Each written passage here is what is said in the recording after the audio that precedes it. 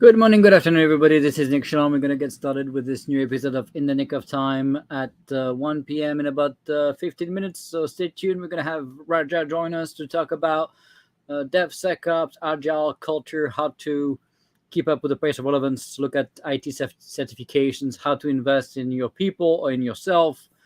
So stay tuned. It's going to be fun. We'll get started in about 12 minutes.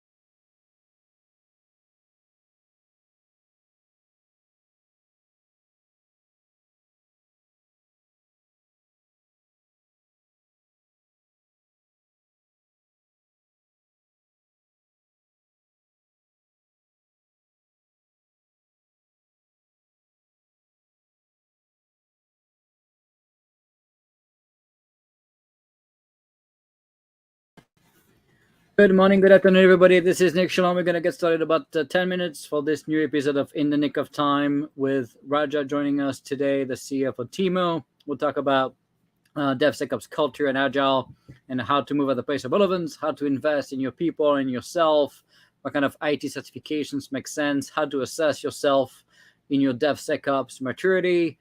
So lots to talk about today. It's going to be fun. So get ready with your questions in the comment section below. So if you want to share you here, just put your name and the company you're with, and we'll be able to highlight you on the screen as well. So stay tuned. We get started in about 10 minutes.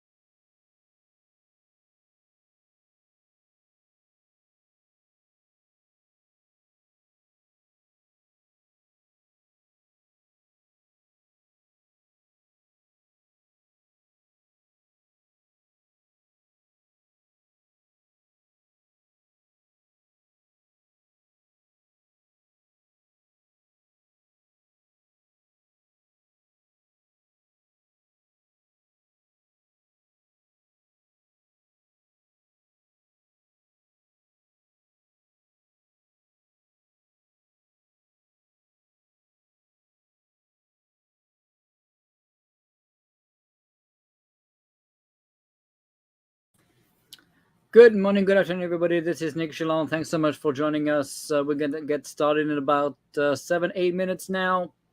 We'll be talking to Raja today about DevSecOps and Agile Culture, how to invest in your people or in yourself to keep up with the pace of relevance, what kind of IT certifications you should think about investing and learning, and also how to build momentum and how to accelerate your DevSecOps journey and how to track your maturity so you know how you're doing when it comes to DevSecOps as well. Stay tuned. We're going to get started soon.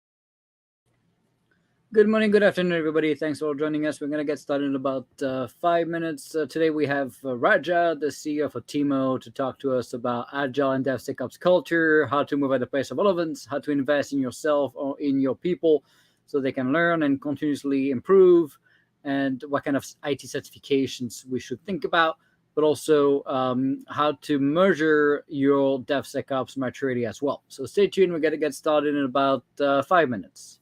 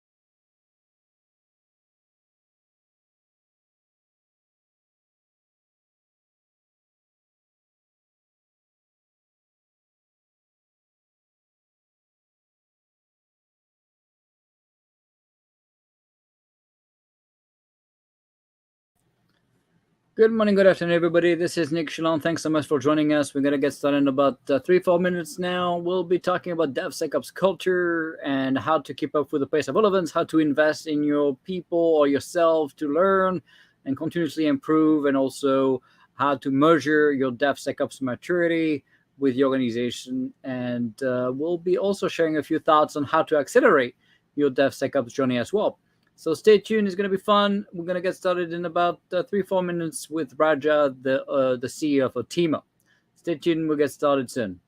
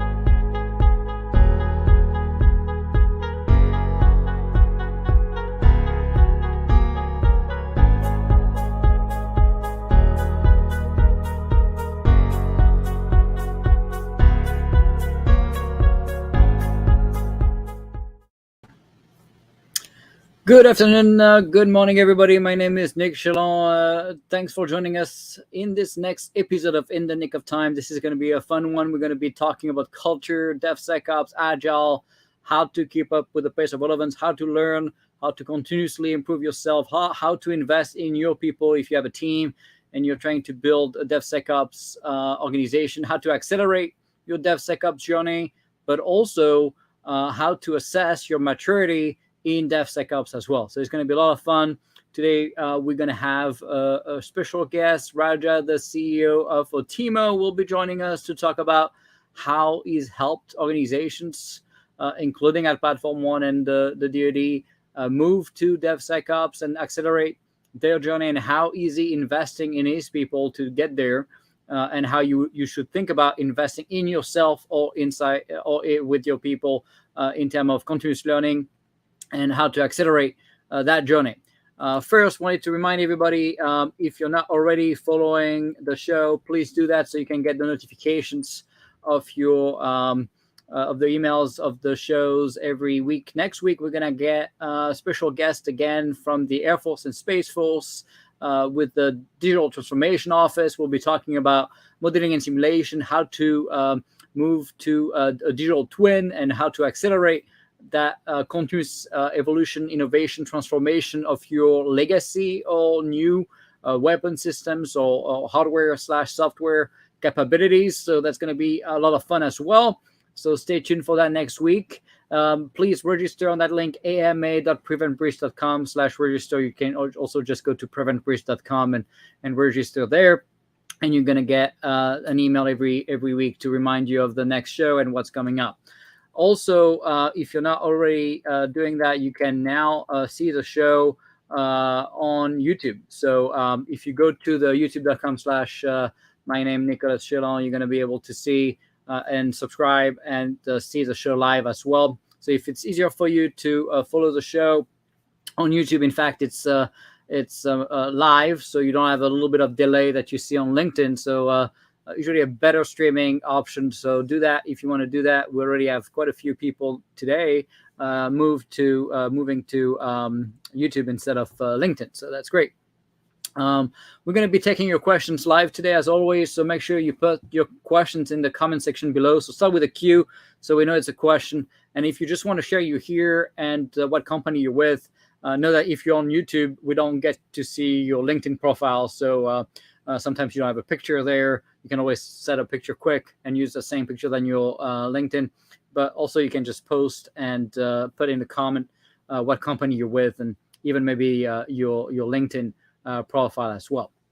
And we see today again a lot of people joining us from all over the world, including from Australia, UK, Europe, France, Germany, and Japan, and even the United States, of course. So this is exciting, and even Latin America.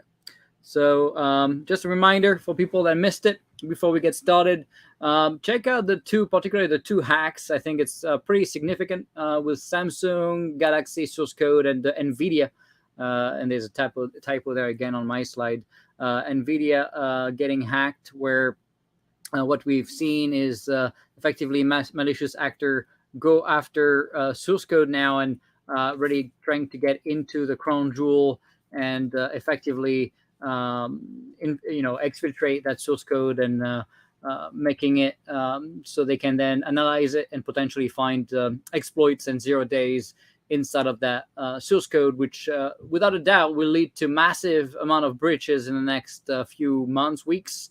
As you know, NVIDIA is not just for gaming, it's also used for machine learning and GPUs, obviously. So that's going to be potentially a massive amount of breaches in the next few months. Hopefully not, we'll see. But I would pay attention to that. And as you can see, this is why DevSecOps matters. This is why we're here today to have this conversation with Raja today, to look into the importance of DevSecOps, how to have that baked-in cybersecurity into your software lifecycle, and also effectively your DevSecOps stack and your source code is your crown jewel now, and it's going to be the primary target of malicious actors. So don't forget about securing and treating your entire DevSecOps stack as cattle, and making sure that your stack is effectively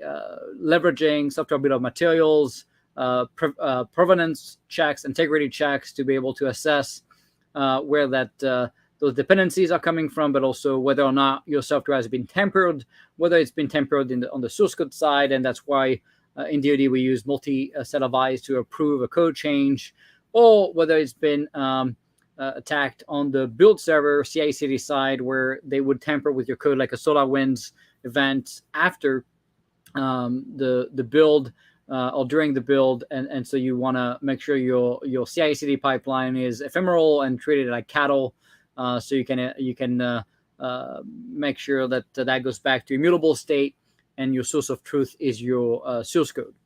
So we'll get started in a couple of minutes, but first I also wanted to remind everybody who our guest is, and we're going to bring him up in a couple of seconds. But Raja Gudepu is the founder and CEO of Oteemo.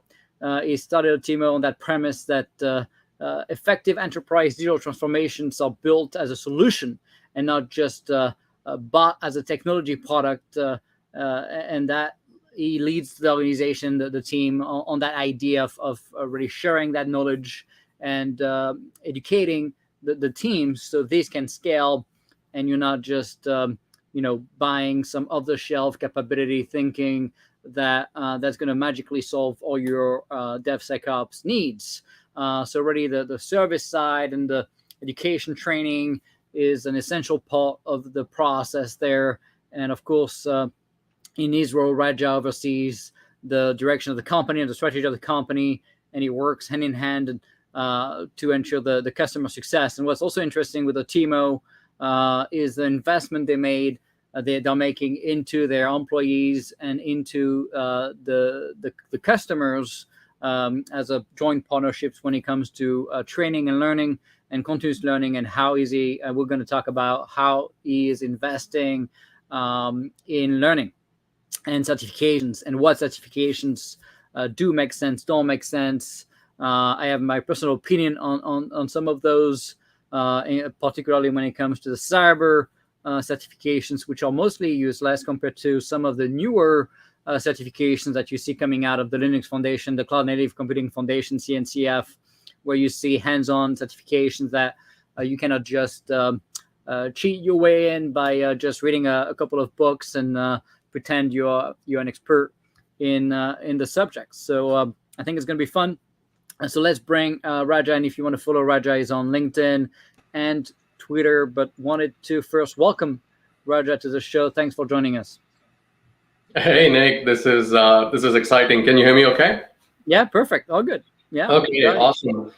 Now after seeing your last lineup of guests like Lauren and Jay, I wasn't sure if I should be happy or concerned being the one to follow them. But regardless, I'm grateful. Thank you for having me. Now you're on the hot seat today, but it's going to be fun because we're going to talk about a subject that is dear to me, but also probably even more to you, where we're talking about people, culture, training, learning, how to invest in your people. And, we see so many organizations, particularly in DoD, to be honest. And that's what I like also about Oteemo, the fact that you guys are not just doing DoD work or government work. You have a lot of commercial engagements as well. But, I think what's pretty unique is the fact that you want to proactively invest in your people. You know that, and we have Rod today, so I wanted to say hi to Rod. Is obviously from your team and has been part of Platform One now for 2 years, and now evangelizing again DevSecOps and software factories. So you see, you're spreading this knowledge, you're spreading all the good work we've been doing, and you've been doing. And we started this 3 years ago. You were part of the journey from the very beginning of Platform One and the DevSecOps initiative in DoD. But I wanted to have you today also to share your thoughts. And first, we're going to get started with just by giving us a quick overview of yourself, and then we'll talk a little bit about Oteemo and what made you think of creating a new company And do mention where you were before that. That's always interesting to me. And then we want to do a deep dive first on the learning piece, and then we'll talk about DevSecOps maturity and how to assess yourself, how to accelerate. You mentioned the fact that DevSecOps is about that continuous learning, but then you also talk about in your bio about the fact that you can't just buy an off-the-shelf capability, but at the same time, Oteemo does provide what you call accelerators, so people don't start from zero. So it's not really a product, but it's kind of in the middle between the service side, the product side, and the learning and the training and the culture engagement that you do with your customers. So I love to talk about all of that. It's going to be a lot of subjects, and I wanted to remind everybody, if you want to share you here, do it in the comment section below, put your name and company. But also, if you want to ask a question, make sure you start with a Q so we know it's a question. Otherwise, we might miss it. Too many comments, and you don't get to see all of them because some people are on Twitter, some people are on LinkedIn, some people are on YouTube and Facebook, although not many people on Facebook right now, thank God. But make sure you put the queue so we can see all those questions coming up. So let's start first, Raja, if you don't mind giving us a rundown of who you are. Absolutely. So my journey, is of being the first generation immigrant here in the States. So I'm born and raised in India, southern part of India, in a city called Hyderabad. I've lived there for about 21 years until I finished my undergrad. My major in undergrad has been computer science, and after that, in pursuit of higher education, as they call it, for my graduate studies, I ended up here in the States, went to UMass Lowell, got my master's in comp science. And I initially thought I was going to go back, to my home country, but then it was one of those things where it's like, hey, you came here to study, why don't you work a couple more years, get some real experience under your belt, and then figure something out. And I started off that journey as a software engineer, did network management systems, implemented those systems, and have been part of various functions in many organizations over 10, 12 years before I started Oteemo.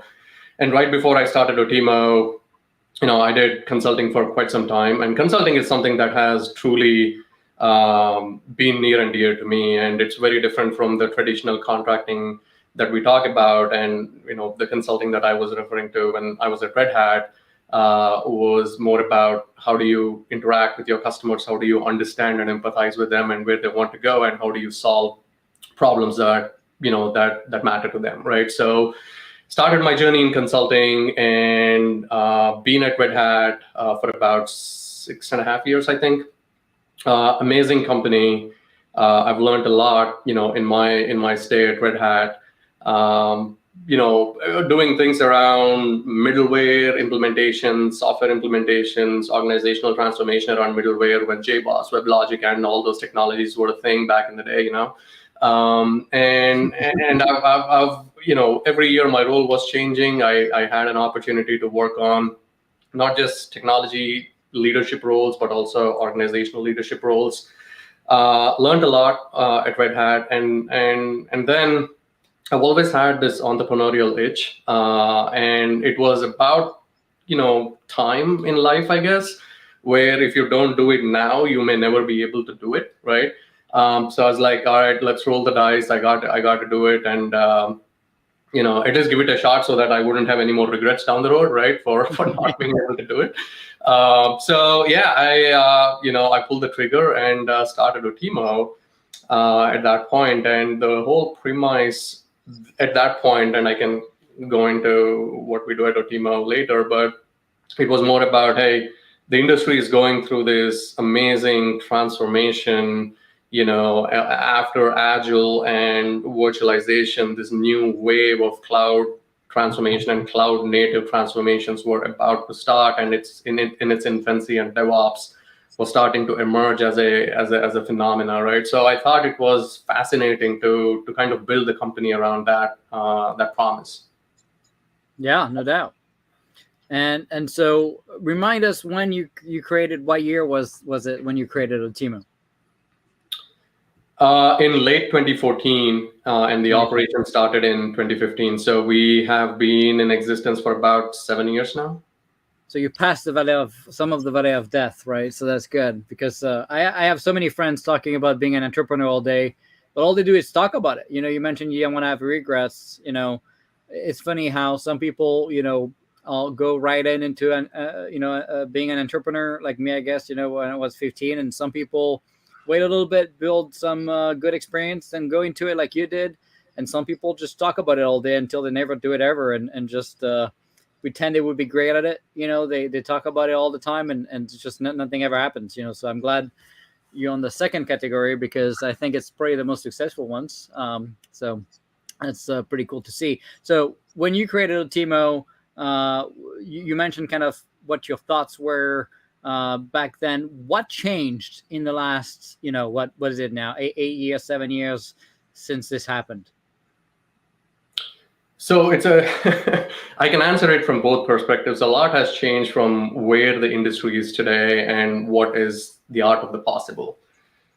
From the lens of, like, nothing really has changed, because organizations are still talking about things that we were talking 7 years ago. And sometimes it's like, it's an opportunity, but also, truly, I don't want to call it a problem, but better late than never, right? Some organizations were a little late in terms of adopting and truly saying that, hey, we need to be in this journey and we need to have adopted this a few years ago. So from that standpoint, I'm like, look, it's better late than never. But when we were about to start Oteemo in 2015, I think cloud and Agile were kind of like the biggest phenomena. DevOps was about to take off. And the way I was looking at the industry trends were that containers were still kind of emerging technologies. If you think about all the architectures that were out there, Docker Swarm was there, Red Hat OpenShift was, under a different architecture, not container based as it is today. Right. There was Apache Mesos. There were so many technologies out there, and not many people were sure which way the industry was going to trend. And maybe because of the size we were at that point, we analyzed the market and said, look, open source Kubernetes is the bet that we have to make. And we invested a lot in CNCF. We had the right people at that time, so I made sure that I listened to the right people when they were suggesting their recommendations. And we thought Kubernetes was going to be the winner, and that led to just investing in that space. We were probably the very first companies to have both KCSP and KTP, which is Kubernetes Certified Services Provider, and the Kubernetes Training Partner designations from CNCF. And we had a very good relationship with CNCF. We were driving their training program in the market. We built our own training, not the hello world, but the real world implementations, and trained a lot of organizations on adoption of that technology. So at that point, the bet was that, look, virtualization was a game-changing phenomena, right? That is what transformed the client-server architectures that we had known before virtualizations into something amazing. And then I believed and still believe that at that point, containerization was where virtualization was in its infancy back in the day. So I think there is still a lot more to do, when it comes to these architectures. And, we think about things like AI, ML, edge compute. I think those were all concepts that were theoretical in nature, but they are a reality now because of, I personally think it's because of cloud native architectures, and that is what is making them reality now. Yeah. So how did your discussions with customer change? I mean, you did mention the problems are very much the same. Many companies lagging behind and still struggling to catch up. But did anything change when it comes to the eagerness of companies to do the right thing, when it comes to cybersecurity, when it comes to realizing, hey, maybe we can't afford not to move at the pace of relevance if we want to compete in this modern world? Do we need to step up the game? Do you feel like the leadership is more eager to make it happen? No, that's a great question, Nick. I do feel like there is interest and a lot of excitement in the leadership to transform their organizations, at least within the customer bases that we see. Most of the times, maybe this is a typical trend in business. When we talk about when would customers want to engage, an expert consultancy like ours, we usually look at what mode they are in when we have the conversation. It's either the pain mode or the growth mode, and the pain mode is, the systems are unreliable, they're always down, performance isn't there, business is losing confidence in IT, and this problem should have fixed yesterday, and I'm going to get fired if I don't fix it. Like, they are in super pain, and that's when everything becomes urgent and you got to fix it now, and everything becomes a priority. Very reactive in nature, right?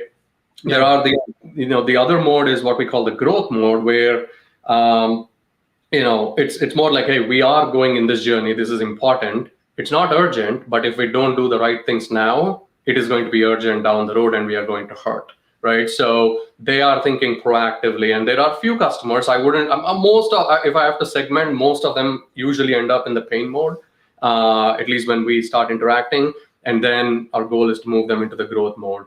But not to say that there aren't companies that are thinking this way, even federal, like, P1 and U.S. Air Force and what we are doing. I think strategically thinking about, how we make those investments is basically in the growth mode. So I generally think the leadership realizes it, but unfortunately, sometimes until you get hurt, you don't really understand what is at stake, and that's just what we see, most of the times. Yeah, it's always interesting to me how leaders that are supposed to lead are often way too reactive, and I would say they are more followers than they are leaders, right? But you see the pace of IT move faster than ever. I mean, you look at some of the technologies we're using on platform one, and in the DevSecOps stacks of most Fortune 500 now, most of these capabilities are barely a few years old. You talked about the CNCF and the Linux Foundation. I have to tell you, I'm a big fan of the team. I'm a big fan of both the CNCF teams and the Linux Foundation teams, and they've been able to really build a pretty significant set of training, certifications.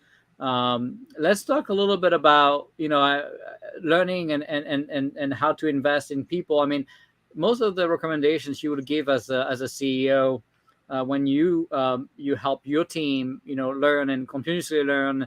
And I've been a big proponent of giving an hour a day to my people when I was in the Air Force to learn, because we find that not only we have to catch up many times, so we're behind, and so we need to spend the time to catch up, and then you don't want to be behind again, and so you end up having to continue to invest. And it's the days of sending people once a year to some training event or whatever are long past due, and so what you see now is learning platforms and curriculums and different things be more on a continuous basis. I spend a lot of time curating videos on YouTube from CNCF and others to push kind of the right unbiased training. My biggest issue was always, whether it's a Red Hat or VMware or pick your distro or cloud provider, they all have their bias for their products. In fact, if you look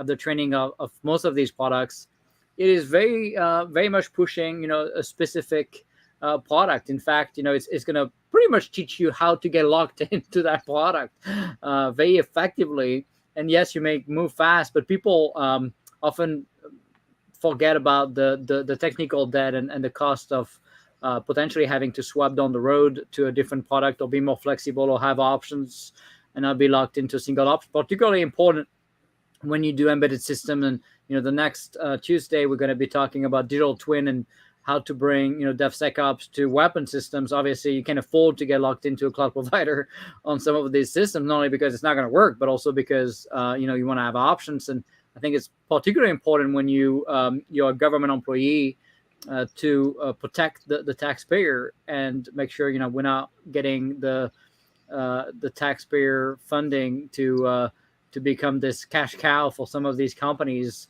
and continuously having to double down good money after bad money. And so I guess my first, kind of broader question when it comes to the pace of IT is, what changed since, 8 years ago to today, when you look at the learning aspect and the continuous learning versus kind of snapshot learning in time, stuck in time, and do you also end up having to, when you hire new talent, how much do you have to spend on getting them up to speed? I mean, I'm sure you're trying to always find the best talent, but the fact is there's such a competition right now. It's probably very difficult to find the right talent already ready to go. I was seeing advertising on LinkedIn last week where a company was like, I don't care if you have any experience, we're gonna build it for you, and we're gonna help you get there, and we're gonna just get you from zero to a hero. That was interesting. I guess it must be pretty difficult to find people that are qualified nowadays. So I would assume something drastically changed just on the learning side of things.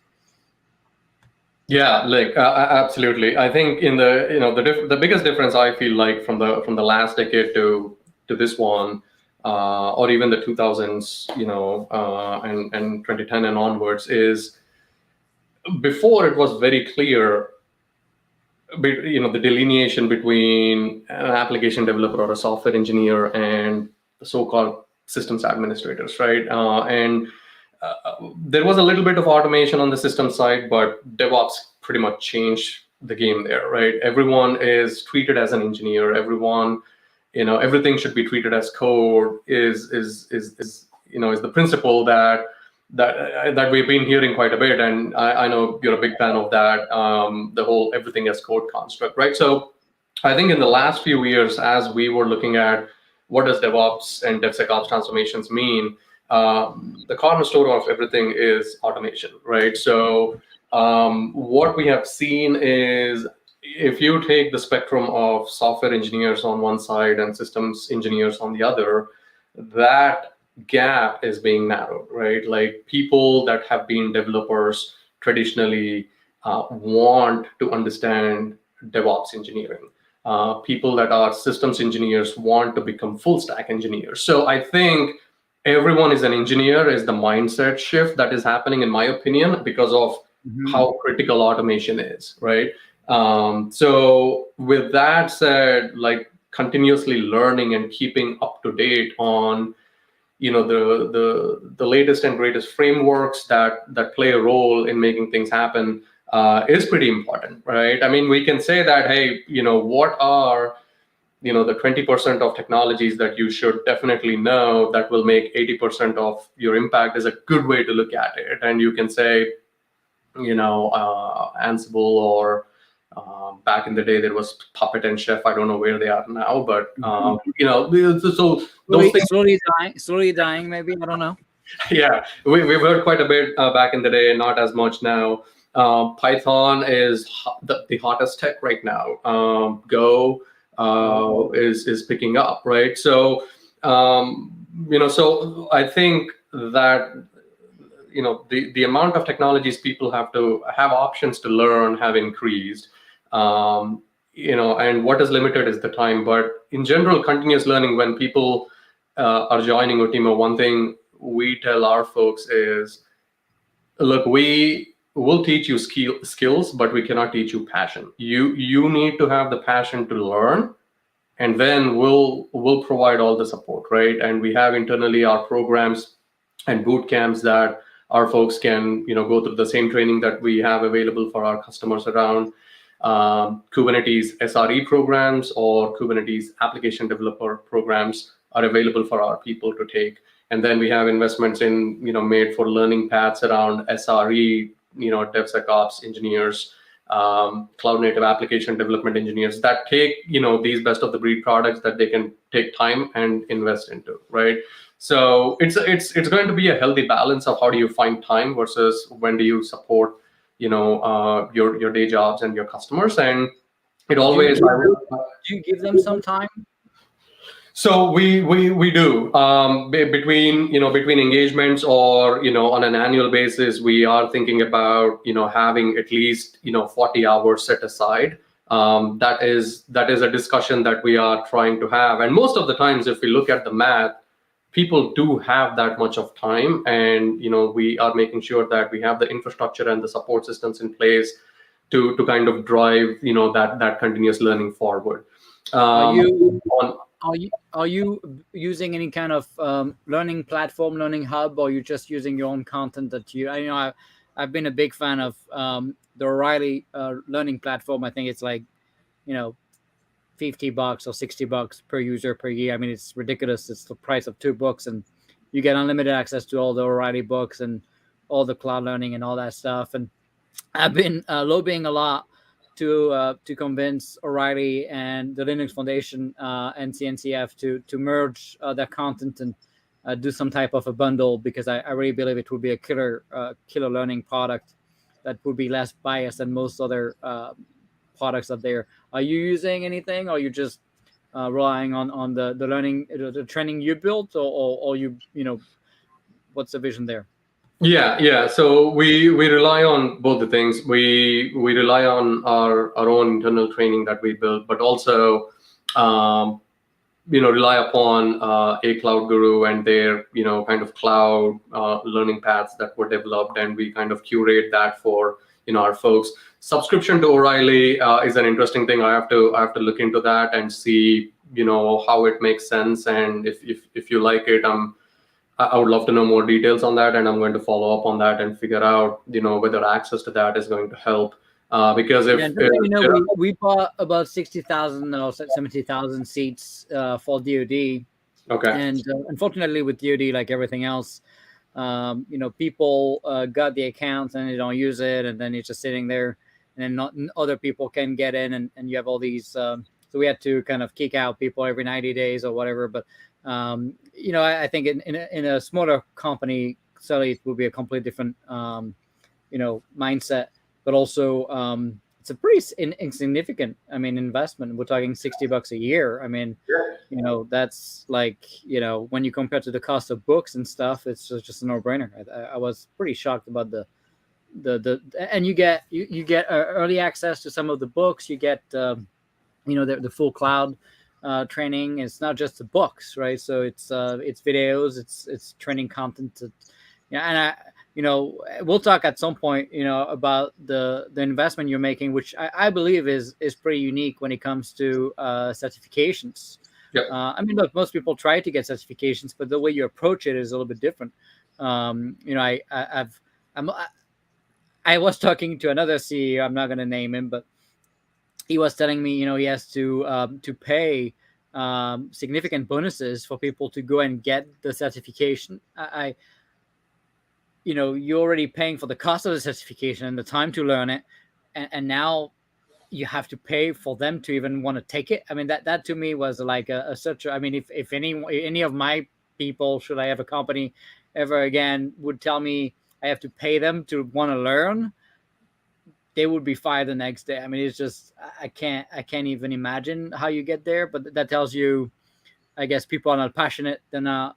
Some people are just taking these jobs. I remember having someone that just told me, hey, I'm doing this to make a living, and that's fine, right? But he also told me that he didn't have a device, a laptop at home. I was like, you want to be a developer? You have a device at home?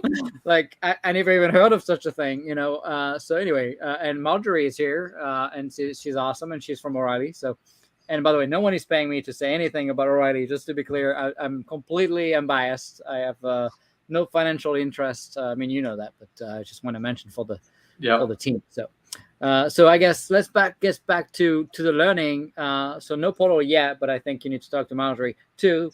In terms of the velocity of learning, did you find it to require more? And I guess customers sometimes don't know what they don't know, and that's probably why DoD has a massive amount of developers and engineers that are not up to date, because we don't know they're not up to date because we don't have the technical expertise to even know they're not up to date. So we end up paying for someone the price of a normal regular engineer, but they're 10 years stuck in time.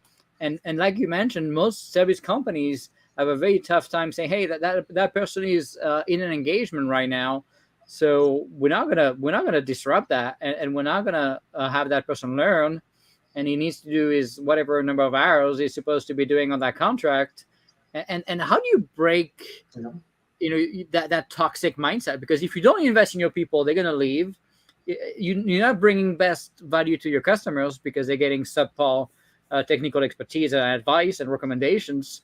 So you may end up losing the contract, or not. Maybe you get away with it, right? But the fact is, it's probably not the best way to do business. You mentioned, trying to find time between engagements, but is there a path where you can find a way to invest during engagement? Is there such a discussion with the customer to say, hey, I understand you're paying those people, and just like you have to invest in your employee as DoD, civilians, and military people, maybe we also need to think about how do we invest in people on contract so they learn and don't get behind?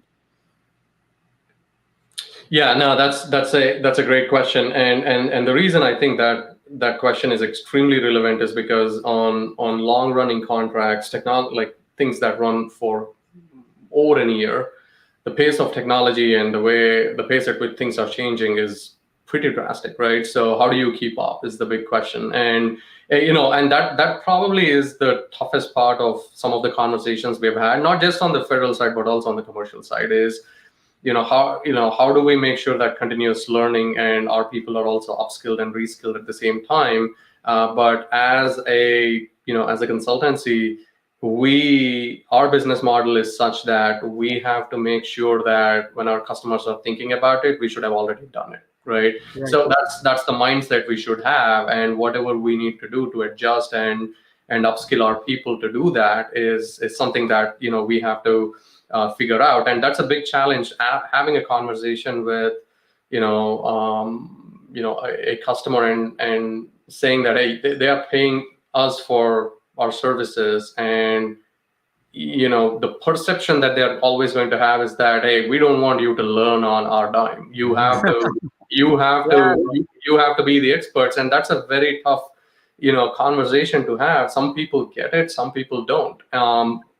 And yeah, but how do you explain to them? I mean, I love to talk to some of these people to pick up their brain, because I would get it that, look, I don't want to pay I don't know, more than maybe 10-15%, right, of the cost of learning. So let's say I'm paying someone for 40 hours a week, whatever, right? Maybe 10% of that will be paid on my side of the deal. Yeah. The rest will be paid by you as a company. But it seems pretty short-sighted to say, hey, we're fine with people getting stuck in time. They also don't like when people rotate, because they lose the momentum and they lose the knowledge, and you have to train people to learn, to know all the stuff again that's going on.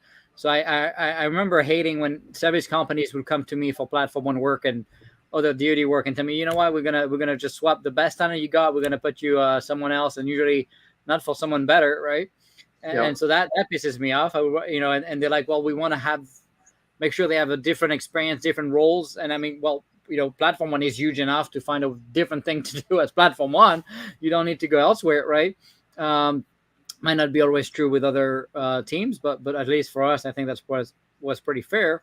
So how do we solve this? Because honestly, I don't think we have a future in DoD and a fighting chance to win against China and Russia if we don't figure this one out.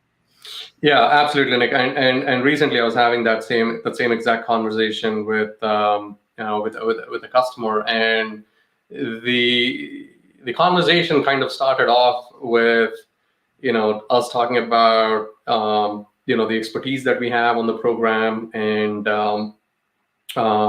why it is important. And without talking about us specifically, we were talking about just the broader ecosystem. And one of the things that the customer mentioned was, hey, when the same exact thing, when we lose key people that we are looking for unicorns, and when we lose those key people, it becomes really hard.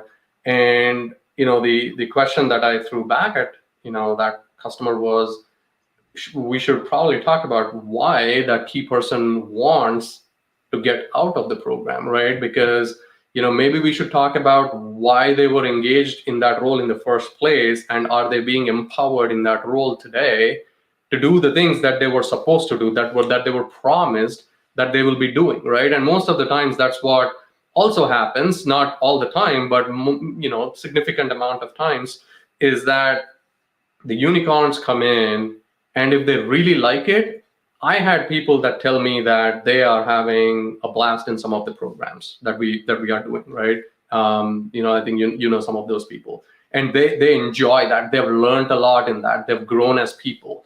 As long as that experience is there, good people never want to leave. I think when they get caught up in, for lack of a better word, BS politics, right, of the programs, that is when, in my opinion, they want out, and they want to go to a place where their skills can make a difference. And sometimes it's like they don't see how it is being, applied or making a difference. Maybe it is a two-part thing where, the leaders have to show them that, hey, their roles, they are making a difference and their impact is seen. Or, if they are not being impactful, and the reason for why they were hired is not what they are doing, then you got to have an open and honest conversation about it, right? Because you don't want a CNC of Kubernetes contributor that is like 10th in the list of contributions, and we bring him in, and then this person does, call support. Nothing, again, I don't want to diminish any role by any means, but that is not what they want to do, right? So sometimes we run into, things like that. Yeah, no, that makes a lot of sense. So we talked about the learning piece and kind of the investment in learning. I was gonna ask you about certifications and what's been your take so far on that side of the house. Yeah. So we do encourage our folks to go get certified. One of our corporate goals is to be known as a company that has the highest density of cloud native certified engineers. And I have, when you talk about would you judge someone's intellect level based on the number of certifications they have? Absolutely not, right? I mean, I think you and I both agree that just certifications themselves is not going to prove anything, but it does prove that you have invested time, you had the drive to go learn something new, and it establishes a baseline within the organization in terms of that learning journey someone has to take. So we want to be known as that organization that invests in that continuous learning, and want to be known as the highest density cloud native engineering company. Most of our folks have a path to go towards basic cloud certifications, but also CKA, CKAD, and CKS are the three certs that everyone has an eye on. Can you spell them so people know what they are? Yeah. So Kubernetes certified administrator cert, and then the application developer cert for Kubernetes, and then the security cert for Kubernetes, right? And those things are pretty important within the ecosystem of work that we do. And pretty much every employee, every consultant within Oteemo has a goal to achieve one of those in a set amount of time.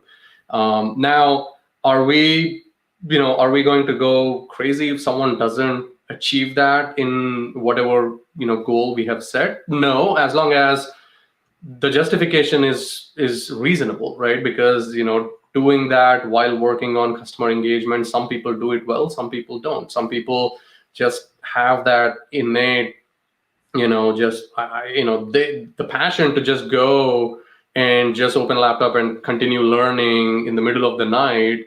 You see that in some people, and those are the ones that end up getting whatever they want to get, regardless of what constraints you have, right? So, but having said that, we encourage that quite a bit. We celebrate those successes within the organization, and And one thing that we talk within Oteemo is it's all about the promotion, and what you do is based on what you bring to the table. It's not how many years you've been with us. It's a truly meritocracy-based organization.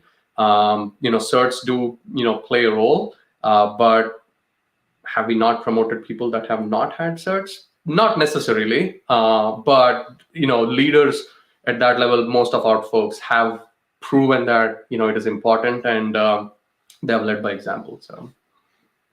Yeah, and so just to remind everybody the names, right? So we have the certified Kubernetes administrator, CKA.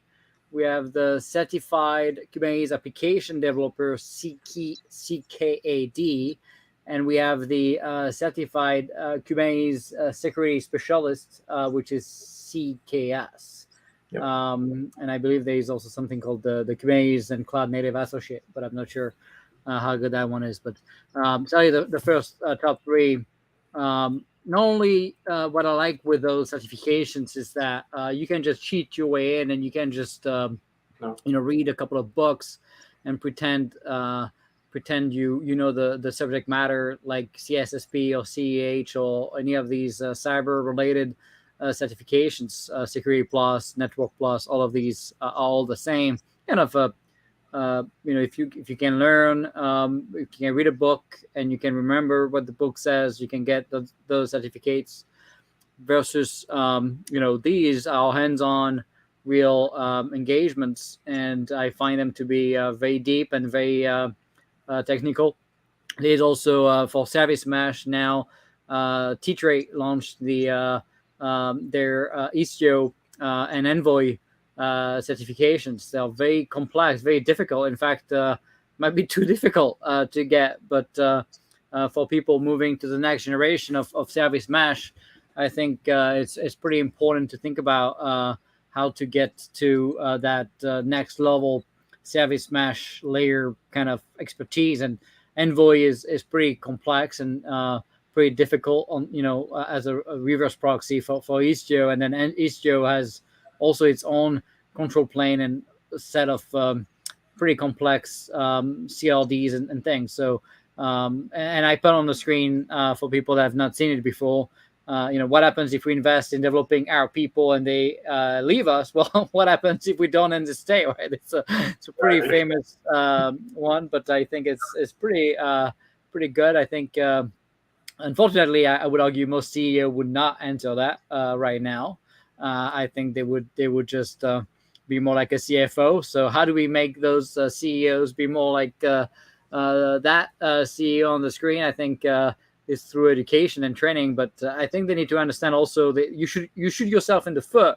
Sure, you're paying for a company to provide a service to you, but those that service is people, and people are human, and people need to learn, and people you need to invest in them to get them where you want them to be and stay at.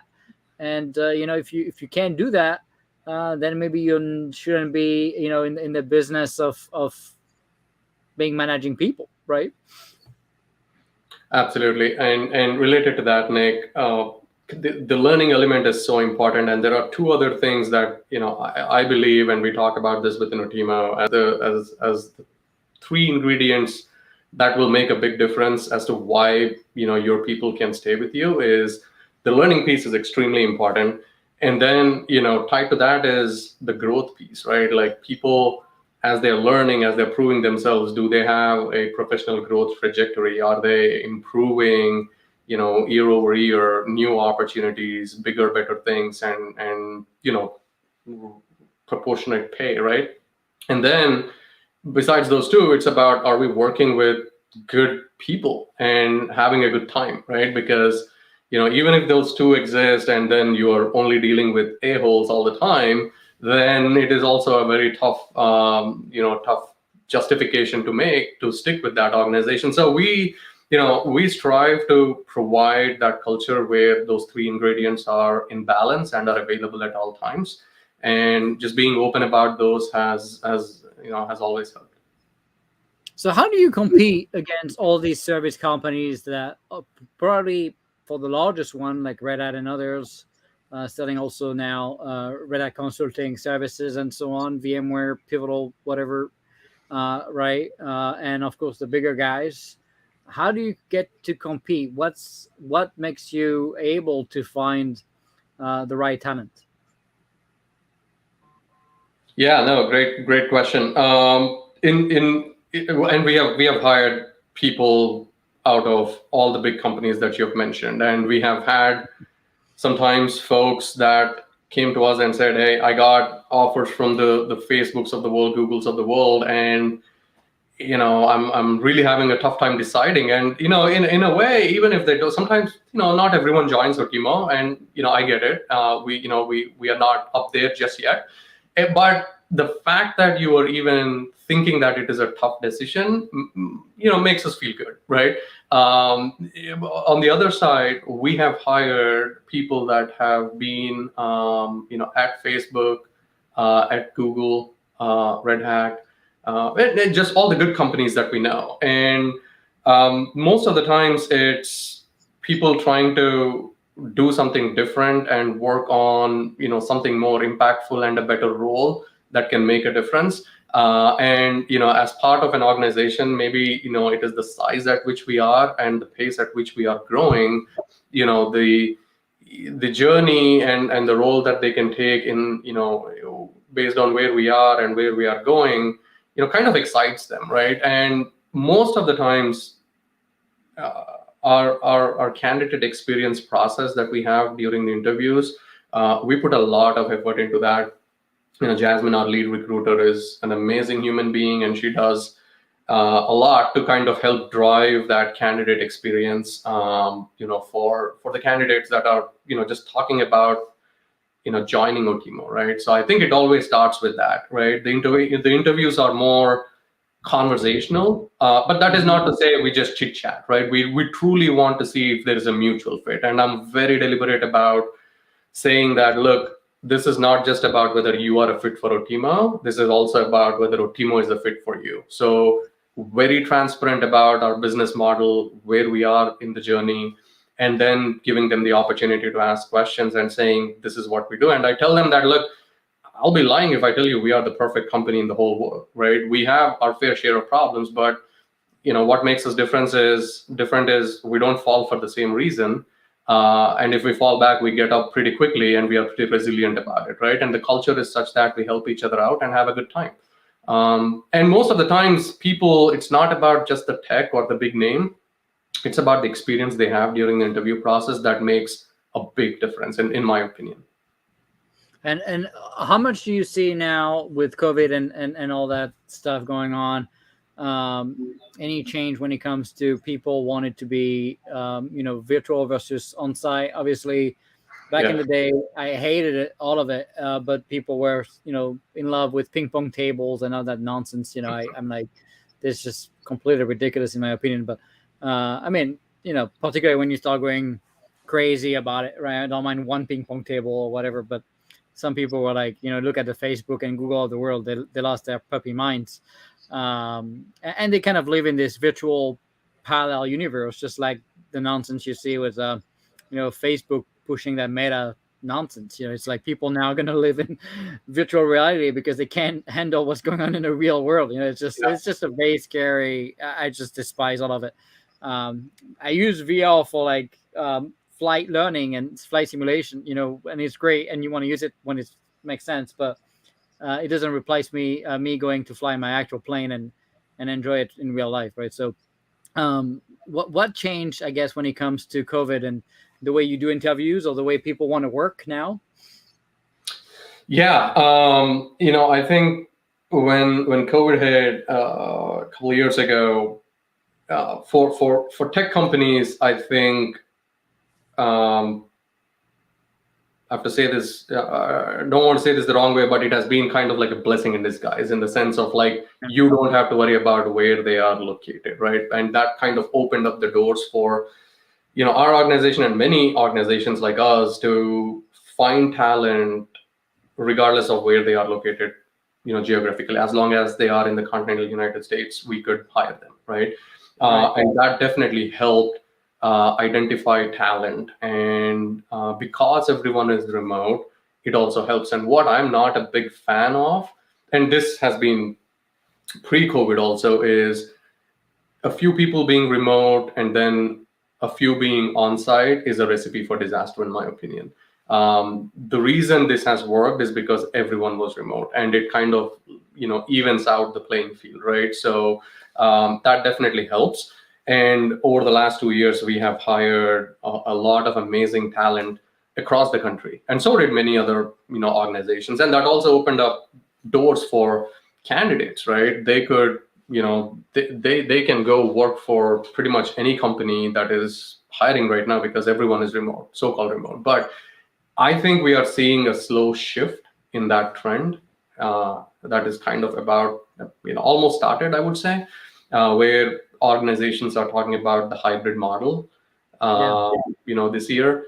And we are thinking about what that would mean for the workforce. And you will always have these companies that have promised lifelong work remote, promises, which in my opinion cannot stand, because if you're always remote, the innovation is going to slow down, right? Like, Right. You've got to have those in-person interactions, because you don't say, let's set up a Zoom call only to innovate. I mean, it just doesn't happen. That's why Google is calling everyone back, right? At least in some capacity.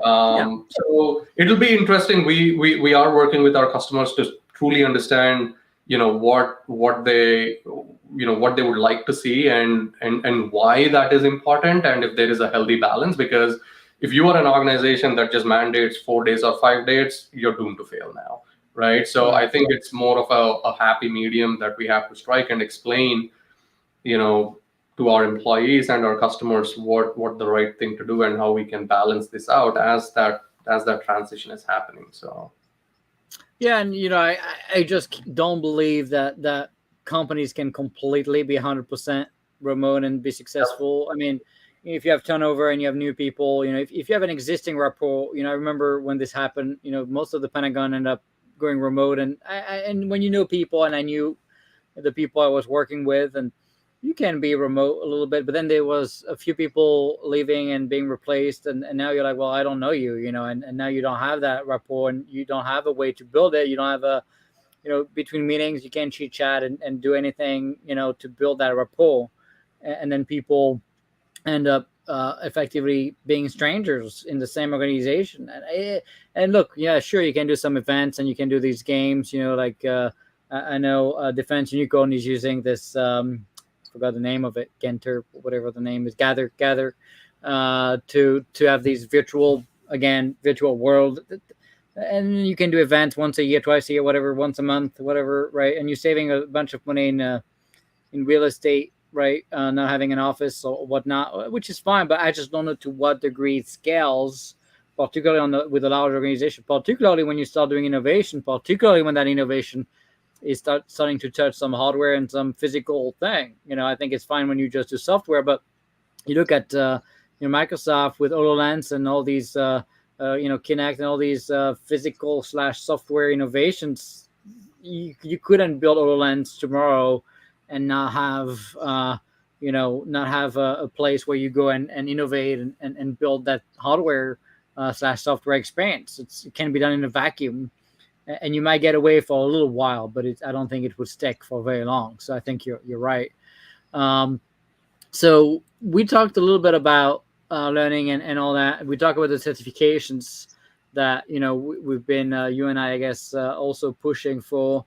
Tell us a little bit about when you have an engagement with a new customer that's trying to get into DevSecOps. Of course, they mostly don't likely know what that even means, but assuming they know what DevSecOps is, and how do you accelerate and what kind of concepts or tools or existing things you have to accelerate the journey of a medium, large size organization to DevSecOps? Great. Yeah. So I'll answer for the commercial side of things and what we see on the commercial side, and there are some similarities on the federal side. When we engage with a customer, the first thing that we ask for is to do a strategy engagement, which involves, doing a current state assessment, and then understanding within our maturity model. So we have built maturity models for DevSecOps and the 6 core functions of DevSecOps, which I'll touch upon in a second, and where they want to be, in terms of their goals and their business. Because one thing that we try and tell people is, you don't have to be a Netflix, right? If you are in, a lab testing, processing, business, don't worry about being a Netflix, right? So we have to be realistic about what the business needs are and understand what we need from a technology standpoint for that. And then basically build a roadmap and a plan and an implementation plan that will get them to that holy grail state. And now it's not a big bang approach. So once we develop that blueprint upfront, and by big bang you don't mean platform one big bang, you just mean I don't mean platform one big bang. Thank you for correcting me. Yes, it's not a one big drop. Yes. Thing. Yeah. You can't use that saying anymore. No more. I have to find another word to use now. So once we develop that blueprint, it forms the foundation for what our plan is going to now rely upon. And the next immediate step is to take what we call a proof of value. And a proof of value is nothing but a vertical slice of a customer journey, if you think about, that touches on all the aspects of how the customer interacts with that piece of software, where that software is running, on what infrastructure, how is that infrastructure managed, how are the pipelines for that infrastructure managed. So it's kind of like a vertical slice that cuts across, your entire stack, right? So we're not trying to completely change a big monolithic application all at once. We want to keep it a bit controlled. And that is the proof of value. It's not a proof of concept where you just quickly code something and throw it away.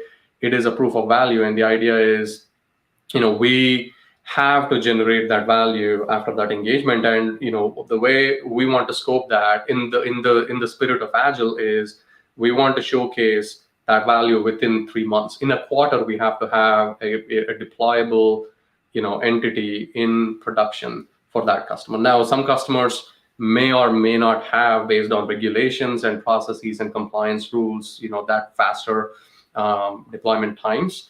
But that is what we strive for. And then from there, it's about scaling that operation across the enterprise. Now, the 6 functions that I talked about that form our functional model for DevSecOps are Agile, which is the methodology with which we operate, right? Infrastructure, which is infrastructure automation, whether it is cloud, public, private, doesn't matter. It's infrastructure automation. Release engineering, you can call it like CI/CD is a big part of it, but that is not all of release engineering. So release engineering is a function in itself, in our opinion. Test automation is another big one, and I'll tell you why.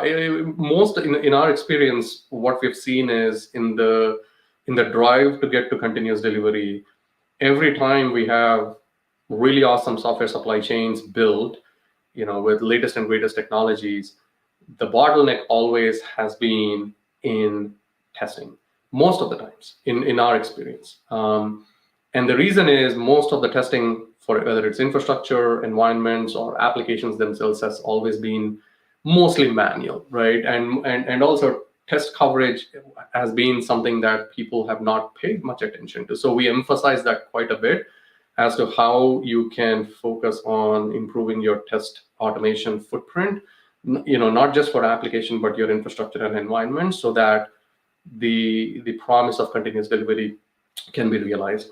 So after test automation, it's continuous monitoring and observability, and then culture and collaboration. So when we look at these 6 things, we go through all those 6 within the organization and provide that CIO or that IT leader with a pretty comprehensive report on where they stand today, and very concrete recommendations on what they need to do to get to where they want to go. And that's a typical, engagement model, if that makes sense, Nick. Yeah, no, that's very good. So are you using any tools? I'm giving you a hint on Yeah. the Big Bang. Are you giving anything to accelerate that actual delivery? Yeah.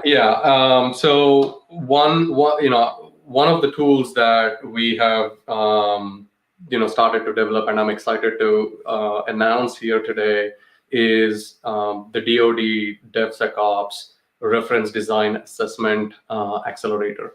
And what I mean by that is, you have spearheaded the DoD DevSecOps transformation, and the reference implementation guide that is out there is an amazing document that programs can look at and follow to comply with all the best practices that are captured in that reference guide, right? So what we have done is, we understand that DoD is in its journey to drive and adopt DevSecOps and make sure that programs are adopting DevSecOps the right way. So we have taken the DoD DevSecOps reference design, and thanks to all the help from you, we have created an assessment tool which is completely automated, and we are calling it Argus.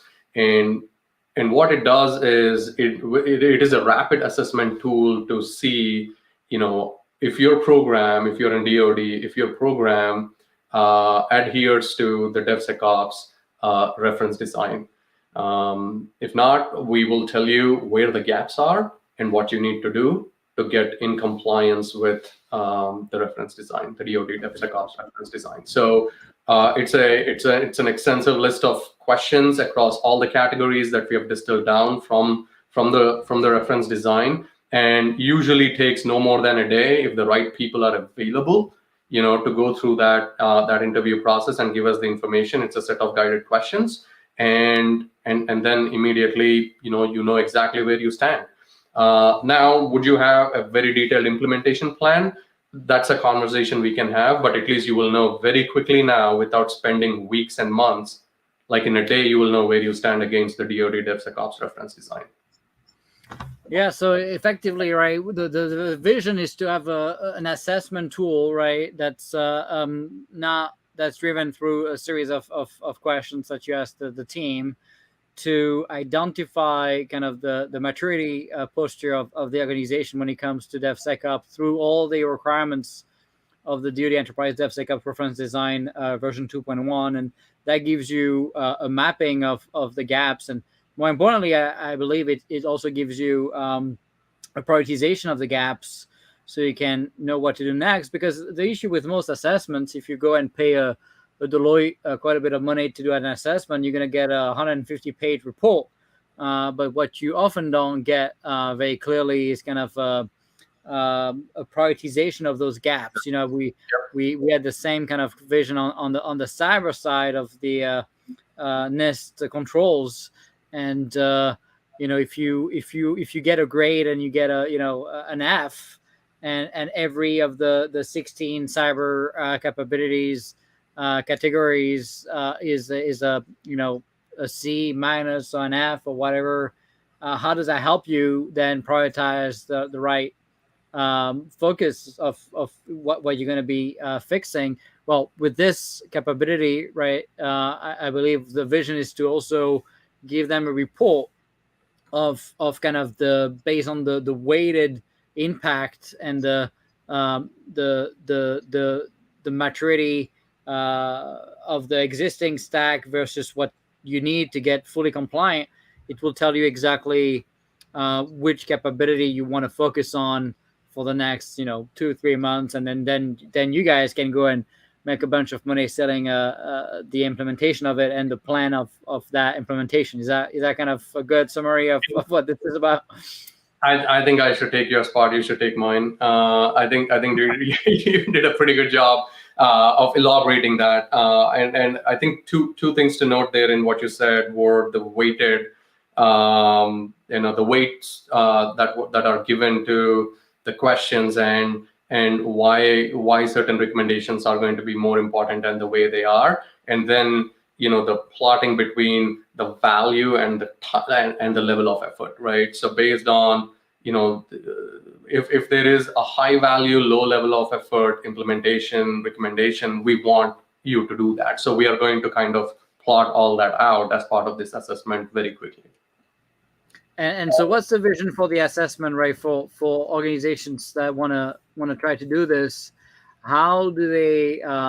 Is there a website up and running yet, or something where they can go and ask? And what's the cost? How do you do those engagements with organizations? Yes, we do have a website link, Nick. Let me just share that. Yeah, and I'm sure someone in your team will probably post into the comments. Yeah.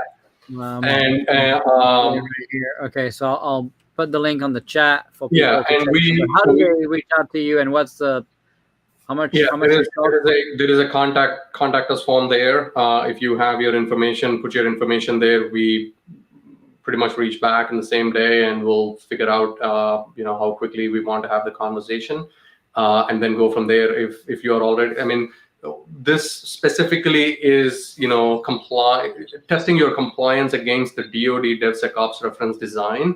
So one might say this is only applicable for federal organizations that are trying to move towards that.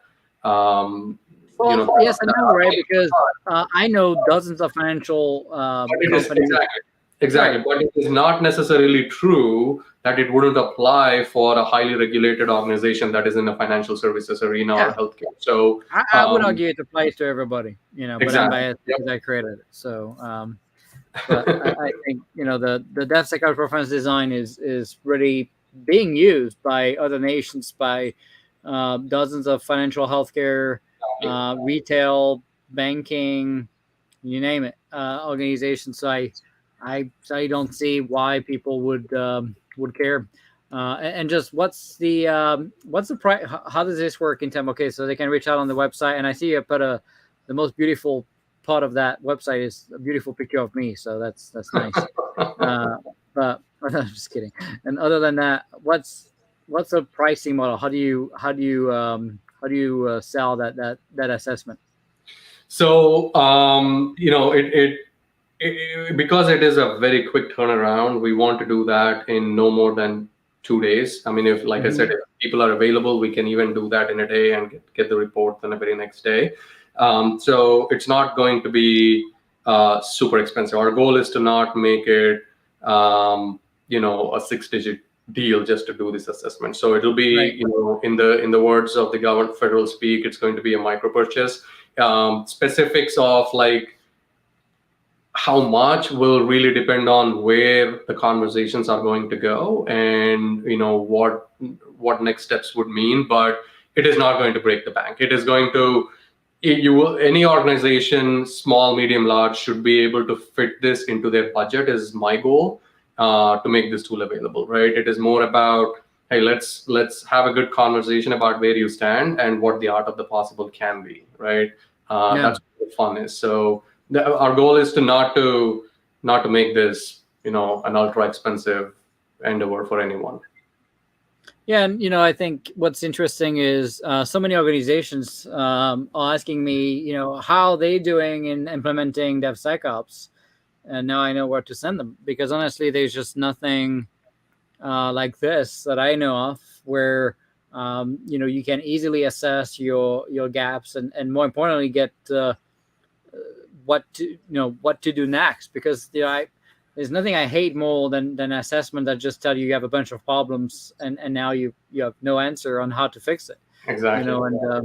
And this covers, from what I see on the website, I guess is covers the entire reference design, including all the GitOps and CI/CD requirements, the testing, the assessments, and so it's pretty holistic, right? It is. It covers all the categories that exist today in the reference design as it stands, and we have also taken, just a few, that we think we have asked and had success in the past and made it, part of the questionnaire. But it is pretty comprehensive and it covers everything that that is laid out in the reference design. Awesome. Cool. All right. So now, when it comes to other accelerators, what have you seen other than your own crap? Sorry, but not crap, but products. What do you So see you as have it's just a way of saying it. You're biased, obviously, when it comes to your products. That's what it is. But Mhm. what else have you seen? Whether from open source or platform on work or whatever, right? That you've been kind of reusing, or at least proposing to your customers to reuse inside of those engagements. Yeah, one of the things that we have been helping organizations with, just based on our experience and understanding of Platform One, is helping drive these commercial product companies that want to transact in the DoD and want to be in the Iron Bank, Mm-hmm. accelerate their journey into the Iron Bank.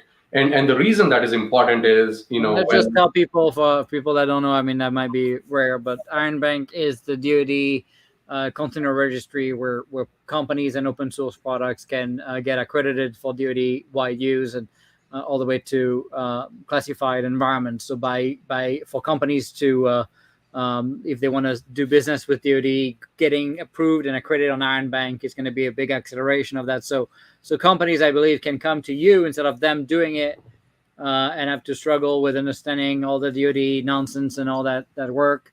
They can, as a commercial entity, they can come to Oteemo and say, "Hey, help me harden and get my containers ready for DoD use," which is more than DoD now because we have 12 agencies and 5 nations outside of DoD using it. But effectively, it's kind of a hardened version of their containers, right? That they can put there and then sell the licenses and stuff separately. But you guys do this as a service now, right?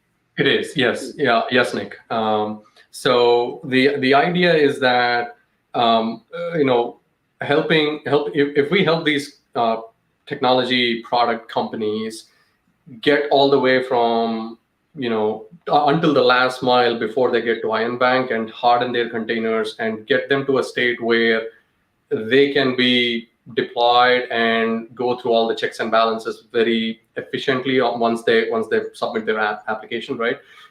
Is the goal. So we'll take you to the last mile, and then you can work with the actual Iron Bank team on getting your product in, and the chances are going to be pretty high. We have done it successfully for many organizations, and I think I can only publicly talk about JFrog, which everyone knows about them and their Mm-hmm. product, and they have given a public shout out to us, for helping them in their journey on LinkedIn.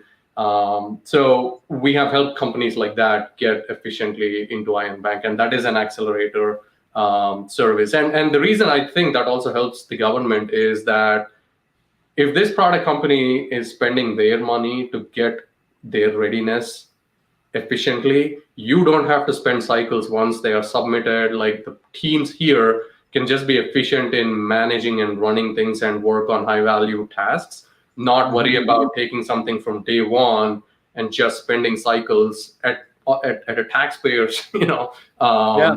expense to get a product into Iron Bank, right? So that's the model and the value prop that we have been talking about, is how do we do this efficiently so that we are efficient across the spectrum, right? So it has been working pretty well.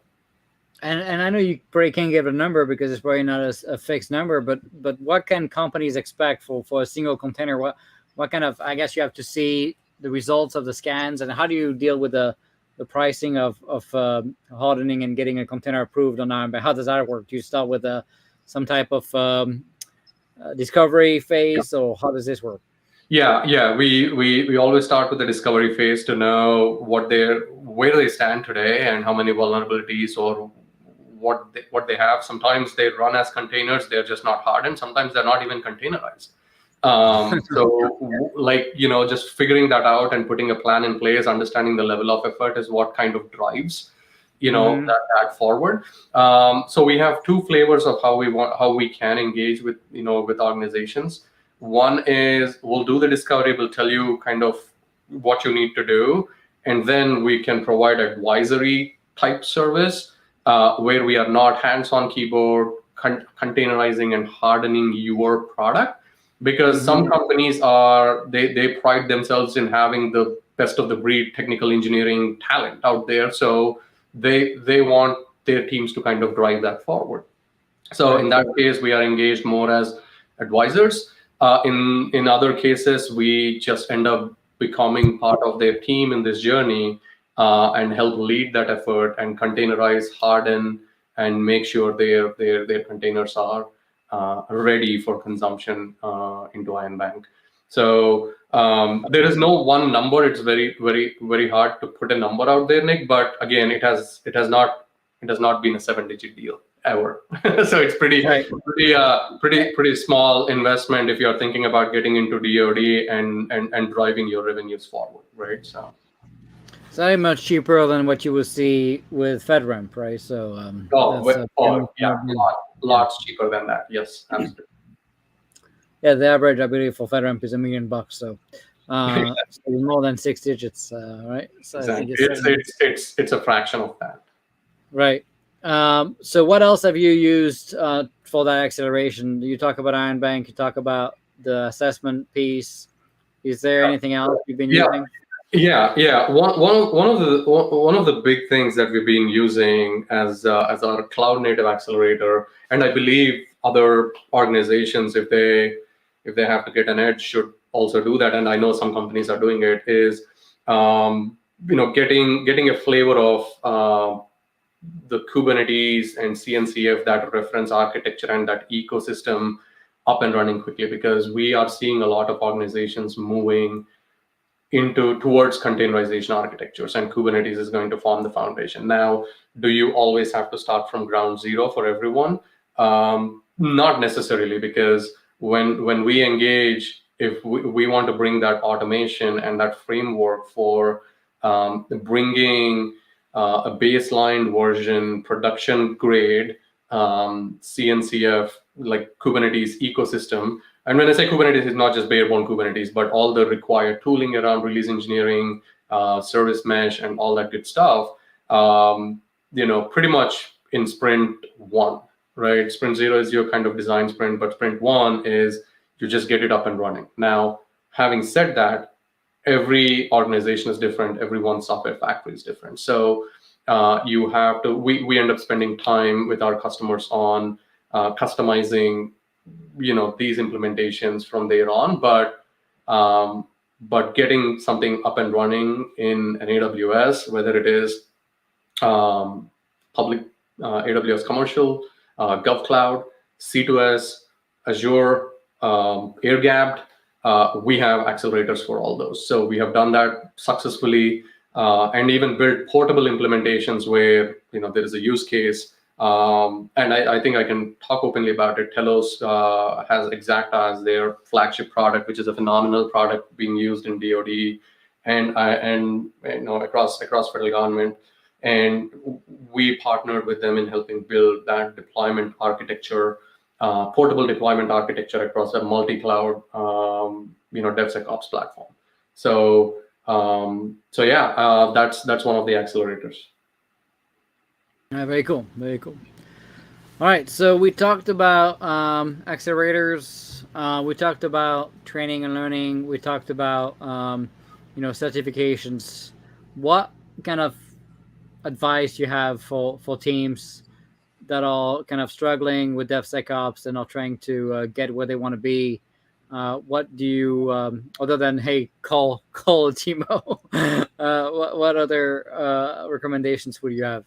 Yeah, I think one of the biggest ones, in my opinion, Nick, is these enterprise initiatives like DevSecOps or Agile transformations fail not because someone has picked the wrong technology. I think we all have the same access to technologies and the same ingredients, but how how one organization creates that recipe, and that tastes very differently than other organizations. And the reason is, I think it all starts from the leadership, in my opinion. Most of the times what we've seen is leadership pretty much delegating down and saying, go do DevOps, right? Okay, what does that mean? If everyone is saying go do DevOps, who knows what the goals are. So I think it's pretty important to understand what it is that we are trying to achieve, and if leaders can be very vocal about here are the 5 KPIs or OKRs, whatever you use within your organization that we are going to achieve in this amount of time, that establishes clarity across the organization and alignment, right? Because that is, in my opinion, a big missing piece in many organizations is lack of what we are trying to do. Because I hear people when we talk about even agile, right? Everyone is trying to do agile. The question is, are you being agile, right? So I know how you feel about SAFe, Nic. We don't have to go there, but doing agile is what puts us into these situations of failures, right? But if the idea is about being agile, you are having a very different conversation. So I think it's about, if there's one thing I would want people to take from what will drive successful DevSecOps and agile transformations is understanding what the goals are, what we are trying to achieve, be very specific about what the automation goals are, because chances are you already have the right technologies. You're probably learning it the right way. But if you understand the goals, there is a pretty good chance you'll be able to hit that. Yeah, that's spot on. And we should go into SAFe, but maybe another time. I know Brian Finster has had a pretty amazing engagement this week again about SAFe, and he had a pretty healthy debate with someone from the SAFe community, trying to convince him otherwise. But I'm pretty sure Brian won the debate. But I'm biased because I was already rooting for him. So, all right. So, what do we have from the public? Let's see. So on Twitter, someone was asking about if you guys are hiring and what kind of role you guys are looking for. Yeah. We are hiring. Actually, we are on a hiring spree. We are looking for people that have expertise and experience doing DevSecOps transformations, cloud native implementations. If you already have those skills and you want to be part of a culture like ours, happy to have a conversation. We are also looking for people that have the passion. You may not have the entire breadth of experience, and all the buzzwords in your resume, but if you have the passion and you can learn quickly, we always have conversations with those types of people. And like I said, passion, we cannot teach. Skills we will teach, but there are some specific open roles that we are definitely looking to hire pretty aggressively, Nic, and most of them fall into the domains of release engineering, CI/CD. Cloud is the lowest common denominator. That experience, mostly everyone at this point probably has it. But and then Kubernetes, container architectures. If you have played with it, happy to have a conversation. If you're a TS cleared or secret cleared, definitely, because I know that those are skills that are even harder to find. But if anyone has those clearances, great. But these are also for our commercial customers. So, what's your ratio right now between commercial engagement and government engagements? Yeah, between commercial and federal, it's about 40 to 60%, Nic. And of which one? Sorry. 40% is commercial and 60% is federal. Okay, that's pretty healthy. Yeah, it is healthy, and the good thing is even between the commercial and federal, we have a pretty decent diversification between accounts. So yeah, it's luckily pretty well diversified. Yeah, no, that's pretty cool. And so, would you say right now that the biggest demand you have for new talent is it more about people on the commercial side or people on the government side? And in which case, do you usually need a clearance for people that need to do government work, or what's the requirement, I guess, for on the clearance side? Yeah. The needs are I would say currently a little more on the federal side, and if we already have clearances, that is what we are looking for, or and it is the same skills that we talked about: Kubernetes, release engineering, CI/CD. If you have done DevOps projects and programs, we would love to have a conversation, because the pace at which we do these things could be very different. But that's going to be a good start. On the commercial side, we do have similar needs, but I think it is not as, I would say, urgent as it is right now for federal. And you're helping organizations across the government, not just the DoD, right? Yes, Nick. It's not just the DoD. We are at CMS, we are at FDIC, we are at VA, and we've done a lot of work with other civilian organizations in the past. Yes, we are at Army ECMA, doing some work. But I think Air Force is definitely one of our largest flagship accounts, Nick. And our hope and goal is to take what we have built and been part of, right, in building some amazing platforms and solutions at Platform One, Ski Camp, under the Lightning Project, and other cyber implementations that we have been part of, and take that to the rest of the DoD and the federal government, because the DevSecOps movement is real. I think everyone is wanting to see the art of the possible and make it happen. So we would love to be part of that journey and help accelerate that journey for these organizations. That's very cool. All right, the other question I got from the audience on Twitter this time is about kind of your vision when it comes to the learning, and I guess she was asking, and I'm trying to rephrase it because it's not perfect English, but she was asking what you think is the most impactful certification for a full stack engineer. For a full stack engineer, I think based on what lens you look at it from, I believe that if you are a full stack engineer, based on where you started, your journey as an engineer, I would say it's either CKA or CKAD, and the reason is, if you have been a systems engineer and you understand administration quite well, but you are trying to become a well-rounded full stack engineer, go get a CKAD, and that can create some well-roundedness. If you have been an application developer, and this has happened within Oteemo, and I'm speaking from experience, seeing our people kind of become well-rounded. If you are an application developer and you want to understand the system side of it, go for CKAD. So go for things that you did not have within the spectrum, based on where you started and what your biases were. And then I would say the cherry on top is the CKS, because that is a pretty hard cert. And a few of our folks have gotten it, and that just it teaches you a lot, right? So if there is, but the question was, I think, for one cert, so that would be my answer. Yep.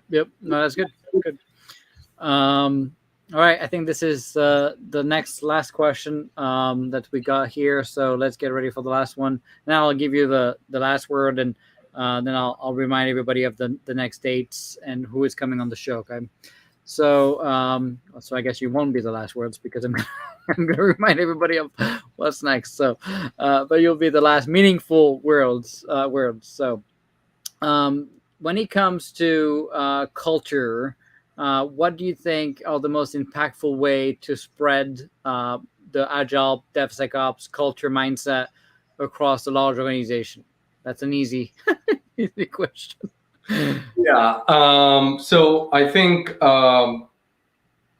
like I said, the most important thing is it starts from the leadership and talking about what we want to achieve as an organization and why DevSecOps and Agile is important. The why forms the basis for everything, right? And then, I believe that the focus should be more on how can we be agile. Don't just focus on doing agile. And that is the trap that we see people and enterprises, large enterprises fall. They take the agile manifesto, and it was done brilliantly because a set of high performing engineers came together and they built that.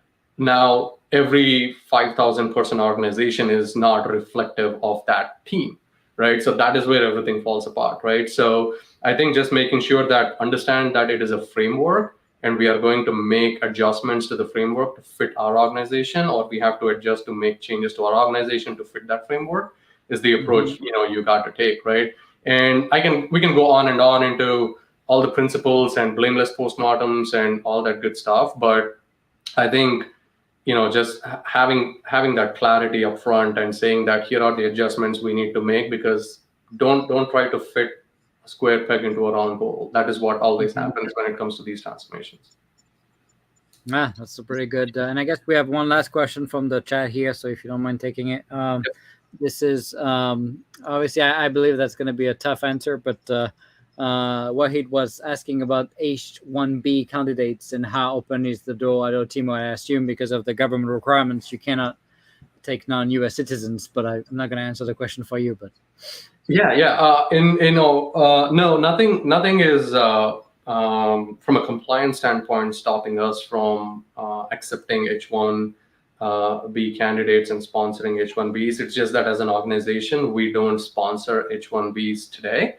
And that was a decision we made a few years ago, just based on some sort of uncertainties that were happening around immigration. But we are revisiting that because there is an immense talent pool of H-1B immigrant workers that is out there that can be tapped into, right? And I would love to have opportunities to work with people from that pool, but as an organization, we just aren't there yet in terms of sponsoring and taking that process on, at least where we are now.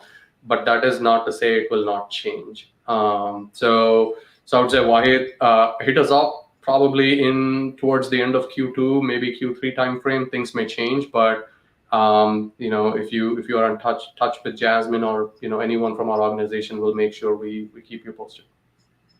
Awesome. And I always end before my little speech and letting you also give your last words. Always end with a fun question.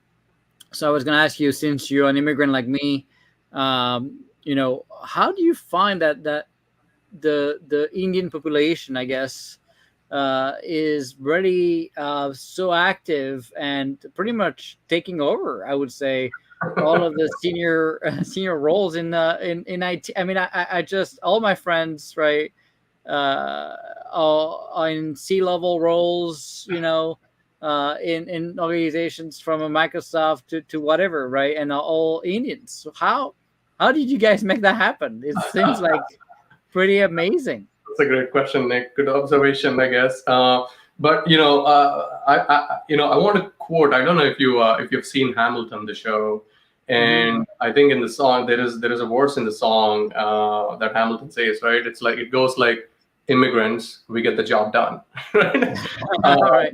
And that it just cracks me up. But anyways, look, I think although I don't see French guys in as a CEO of Microsoft, but. No, so but why Indians more than, are you a hard worker? What's it is definitely just when I was in college, and the way we were reading and learning and doing things back in the day.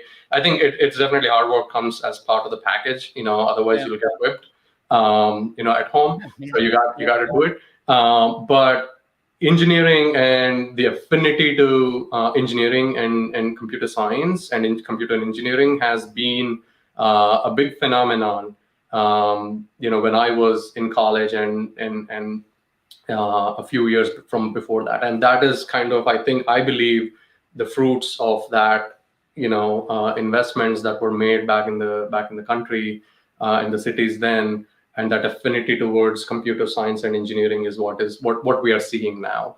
Now we can argue that, hey, you can just be engineers. How are you becoming entrepreneurs? Now that I don't know, honestly. I have to think about it. But I do want to say that, it's one thing to say, this demographic is doing all these amazing things, but I feel like, if it were any other country, this would not have been possible, in my opinion. At least, if I reflect my journey and my story, I spent half my life here, and this is home, other than the home that I grew up in. And these opportunities wouldn't be available, in my opinion, in any other country. So, I think credit needs to be given to the nation that provides these opportunities, right? And it's truly a land of opportunity. Right. No doubt. Yep. Love it. And also, with French people, they would only work 35 hours, so that wouldn't work out. So maybe there's that. I don't know. All right. So I'm going to do the last words, and then I'll remind everybody of the next shows coming up. So over to you. No, this has been amazing conversation, Nick. Thanks for, giving me the opportunity again. Super honored. And, like I said, we are on an amazing journey to help, organizations that are willing to work with us, accelerate and kind of drive their adoption of digital engineering. So if you want to continue the conversation, reach out to me, LinkedIn, Twitter, email, raja@oteemo.com, and we'll chat. All right. Well, I wanted to thank you for taking the time. I know you're busy, and wanted to thank you for joining the show. Wanted to thank everybody for joining us today. This was fun. So the next episode on next Tuesday, 1 p.m. Eastern, will be with the team of the Digital Transformation Office of the Air Force and Space Force to talk about how they are implementing and helping implement modeling and simulation and digital twin capabilities to the Department of Defense and weapon systems. And that's going to be Tuesday 22nd. Tuesday 29th, we have my dear friend John Olson, General John Olson, will be joining as the first Chief Data and AI Officer of the Air Force and Space Force. So the 29th at 1 p.m. And on the 12th, I'll keep that. I'll keep the next two secret for now, because I have a couple of pretty interesting guests coming up, a little bit outside of the comfort zone of normal DoD discussions. One is a congressman, and one is I guess former DoD that made quite a bit of noise when he resigned. So that's going to be fun too. So that was fun, guys. You stay safe. We'll talk to you next Tuesday. In the meantime, please remember to register at ama.preventbreach.com/register so you can make sure you get those emails and recommendations. Thanks so much. Stay safe. We'll see you soon. Thank you, Nick. Thanks.